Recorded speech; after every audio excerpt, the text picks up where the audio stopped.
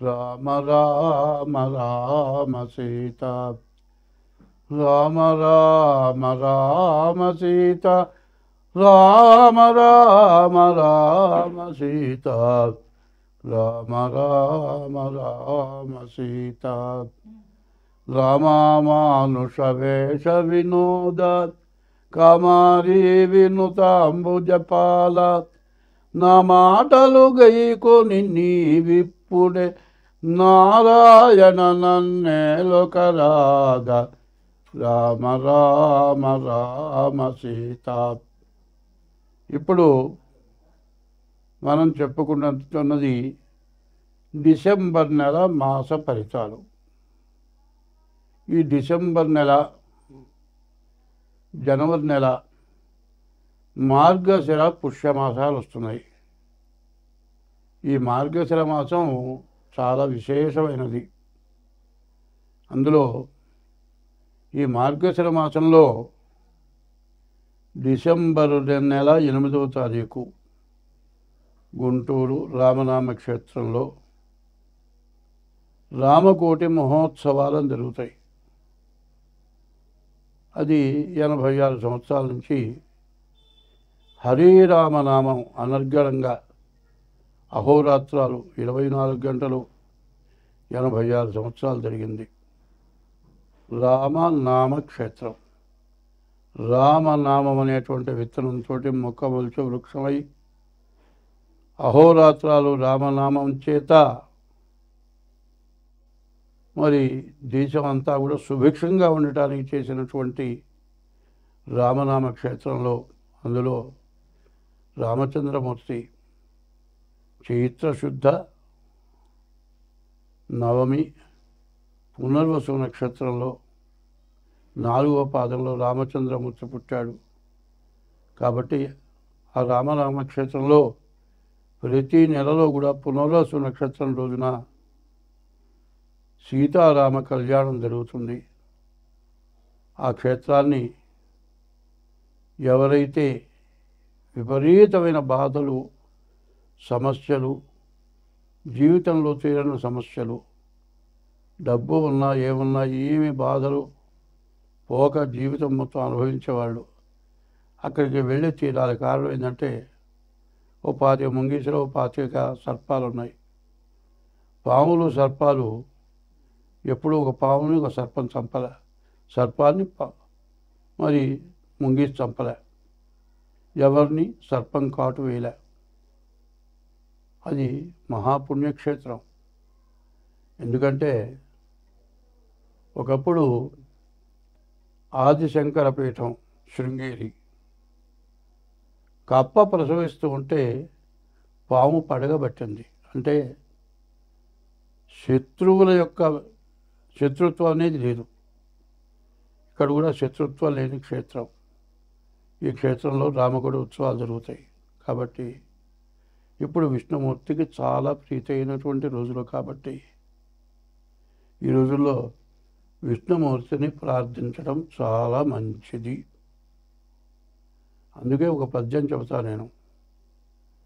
బ్రతికి నన్నాళ్ళు నీ భజన తప్పను కాని మరణకాలమునందు మరతునేమో ఆవేళ యమదూతల ఆగ్రహంబున వచ్చి ప్రాణముల్ పెకలినుచి పట్టునప్పుడు కపవాత పైత్యముల్ కప్పగా భ్రమచేత కంపముద్భవమంది కష్టపడుచు నా జిహ్వతో నిన్ను నారాయణాయన పిలతునో శ్రమ చేత పిలువలేనో నాటికిప్పుడే చేతు నీ నామ భజన తలచదను చెవుల వినవయ్య ధైర్యముగను.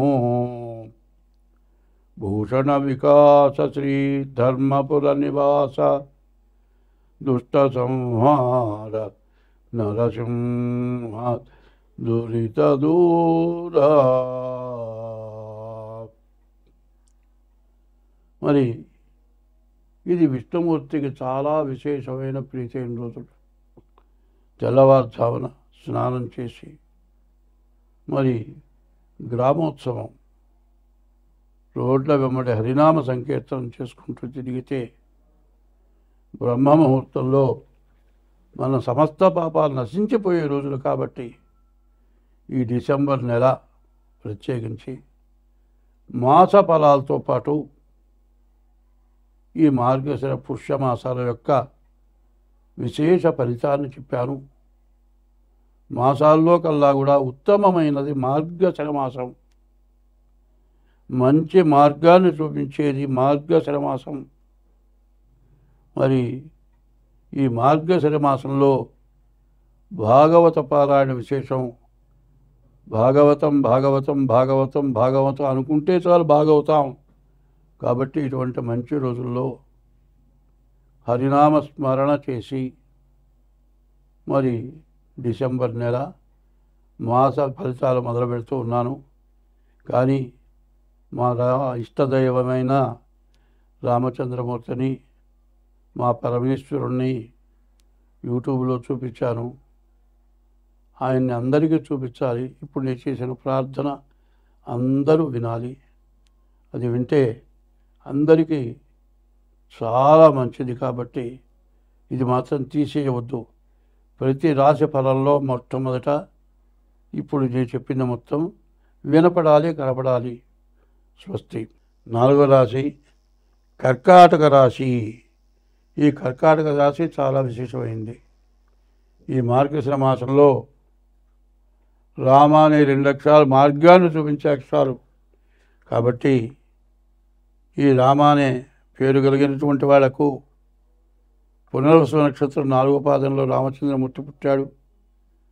పునర్వసు నక్షత్రం 4వ పాదం నుంచి పుష్యమి 4 పాదాలు, ఆశ్లేష 4 పాదాలు, మొత్తం 9 పాదాలు కలిసి కర్కాటక రాశి. కర్కాటక రాశికి అధిపతి చంద్రుడు. ఈ కర్కాటక రాశి వాళ్ళకి ఎవరి మీద కూడా శత్రుత్వం ఉండదు. శత్రువు వచ్చినా కూడా వాళ్ళు బాగు చేయాలని చూస్తారు. శత్రువు మీద కూడా శత్రుత్వం ఉండదు. వీళ్ళ స్వభావం ఎట్లాంటిదంటే, వాడు తప్పు చేశాడు, మనల్ని హింసించాడు, మనం మళ్ళీ తప్పు చేస్తే వాళ్ళని హింసిస్తే వాళ్ళకి మనకు తేడా ఏముంది? కాబట్టి ఇదంతా ఎందుకు జరిగిందంటే మన పూర్వజన్మ పాపం, ఈ జన్మ పాపం ఏదో జరుగుతుంది అని వాళ్ళని క్షమించి ఇంటికి వస్తే వాళ్ళని మంచిగా చూసే మంచి స్వభావం. రాముడు కర్కాటక రాశిలో పుట్టాడంటే ఎవరిని హింసించేవాడు కాదు. అయితే ఎటువంటి దుర్మార్గులు, దేశానికి పీడ, ప్రపంచాన్ని నాశనం చేసేవాళ్ళు ఉంటారే, వాళ్ళకి వార్నింగ్ ఇస్తారు. వాళ్ళు వినకపోతే బాణం ఎత్తాడంటే దింపే పని లేదు, వాడిని సంహరించేస్తాడు. అటువంటి గొప్ప రాశి. గొప్ప రాశి. చంద్రుడు, సూర్యచంద్రుల్లో ఇద్దరు కూడా భూమి మీద కనపడేటువంటి దేవతలు చంద్రుడు, సూర్యుడు. ఈ కర్కాటక రాశి అధిపతి చంద్రుడు కాబట్టి మంచి స్వభావం గలవాడు. ఈ రాశివాడికి మంచి స్వభావం ఉంటుంది. కానీ మార్చి 30 వరకు అష్టమంలో శని ఉన్నాడు. ఆ శని మార్చి 30కి నవమానికి మీనానికి వెళ్ళాడు. కానీ వక్రించుంటానా కుంభంలో ఉన్న లక్షణాలు చూపిస్తున్నాడు. నవంబరు 27వ తారీఖు వరకు కూడా శని వల్ల చాలా నష్ట కష్టాలు కర్కాటక రాశికి ఉన్నాయి. సరిగా చెప్పాలంటే ఈ కర్కాటక రాశికి శుక్రుడు ఒక్కడు తప్పితే ఏ గ్రహం బాగాలేదు. కాబట్టి వీళ్ళని దేవుడు తప్పితే ఎవరూ రక్షించేవాళ్ళు లేరు. కాబట్టి ఈ రాశి వాళ్ళు జాగ్రత్తగా దేవుణ్ణి పూజించండి, తల్లిదండ్రుల్ని గౌరవించండి. తల్లిదండ్రుల కంటే ఎక్కువైన వాళ్ళు అత్తమామలు నీ వంశాన్ని నిలబెడతారు. నీ భార్య పుట్టింట్లో 25 ఏళ్ళే ఉంటుంది. మిగిలిన జీవితం కనీసం ఎంత 60 సంవత్సరాలు బతికినా 35 సంవత్సరాలు నీ దగ్గరే ఉంటుంది. శతమానం భవతి, 100 సంవత్సరాలు ఆయుష్ ఇచ్చారు. కానీ 60 సంవత్సరాలు 80 సంవత్సరాలు బతికే వాళ్ళు ఉన్నారు. తల్లిదండ్రుల్ని, అన్నదమ్ముల్ని వదులుకొని నీ దగ్గరికి వచ్చింది అంటే అన్ని రకాలుగా నువ్వే చూడాలి. భార్యని తల్లిదండ్రులను జాగ్రత్తగా చూస్తూ దైవ భక్తి కలిగి ఉండండి. మీకు అన్ని విధాలా బాగుంటుంది. స్వస్తి.